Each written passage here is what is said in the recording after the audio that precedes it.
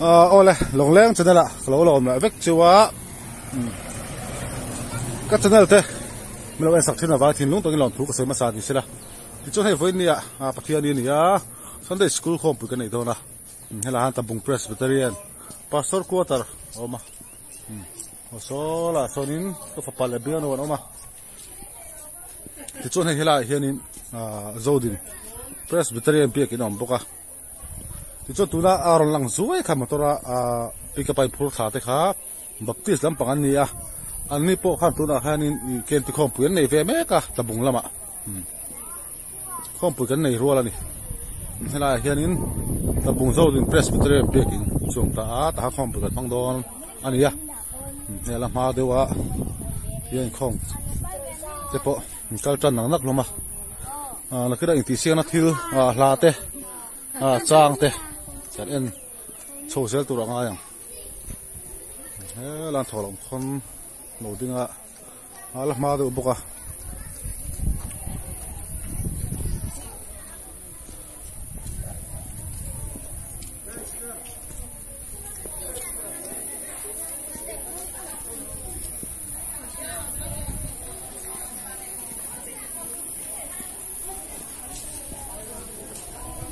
mi anakal vak lo boka chung hian an thuak te tabung Presbyterian zodin biakin kon khom puna hun tur ani hei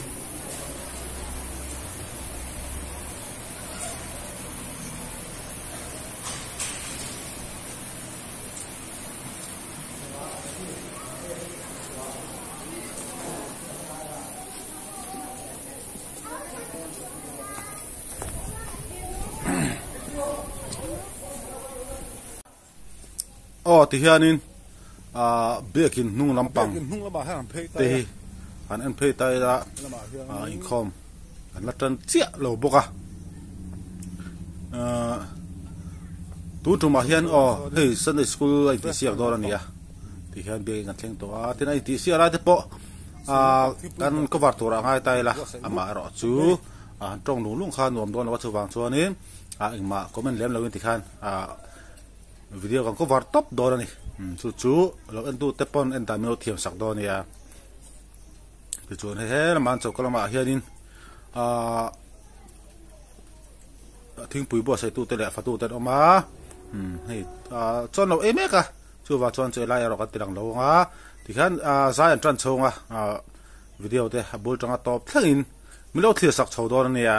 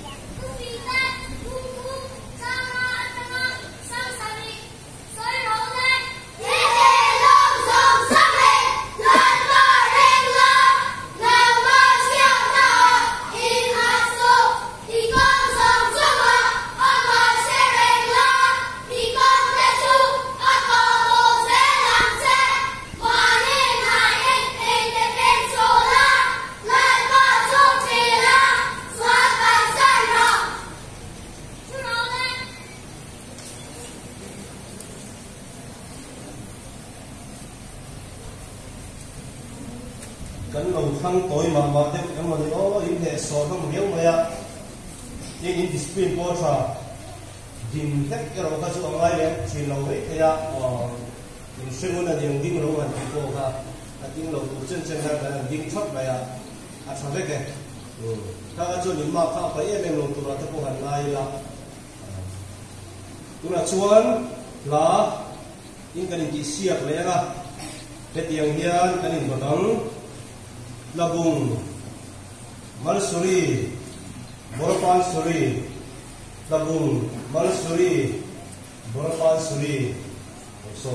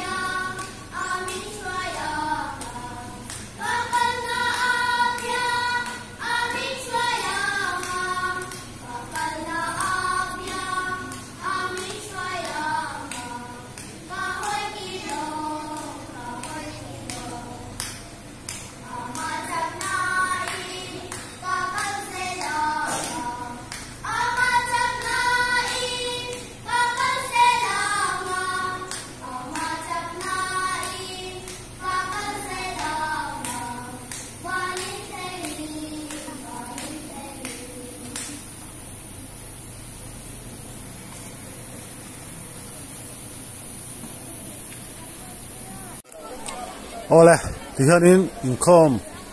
aran bak ta a kum tanga kan ti ngai lo ang deuin tun tuma hianin Sunday school kom pui oi kom bana hianin inkom zong songte thalak rum pui kan nei don he tihanin asar te le to ma ten thutle han rem anga tihan ate bertanga le berthlengin inkom zong songten tihanin tha kan la ho do na ni hian he hian thuda vel han siam fela so tha kan langa thalak zo refreshment lampang le in lampang do na ni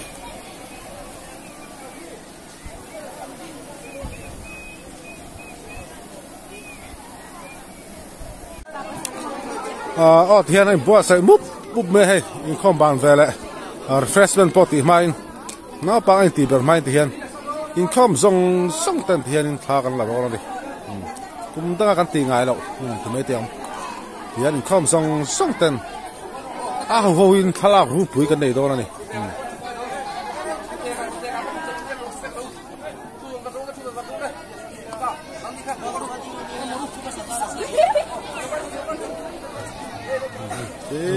ba khi nam boka khai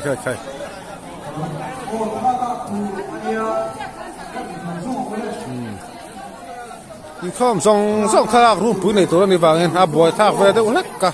chu wa choni ai ram vela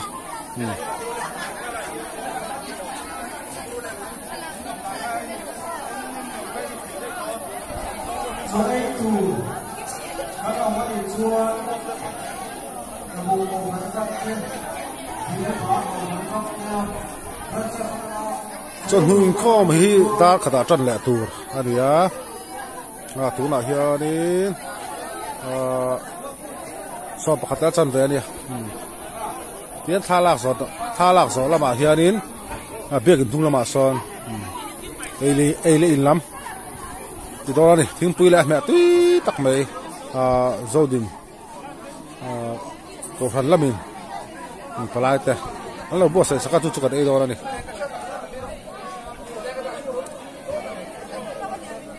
ti hain ai rem thakhat to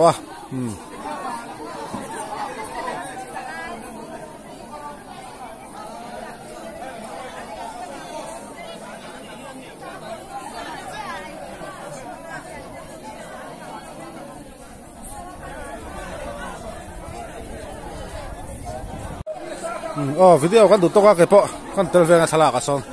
telve nge ngai di ya rem tu rang tu rem to khat to ba cho ke po ka ben rem do ra ni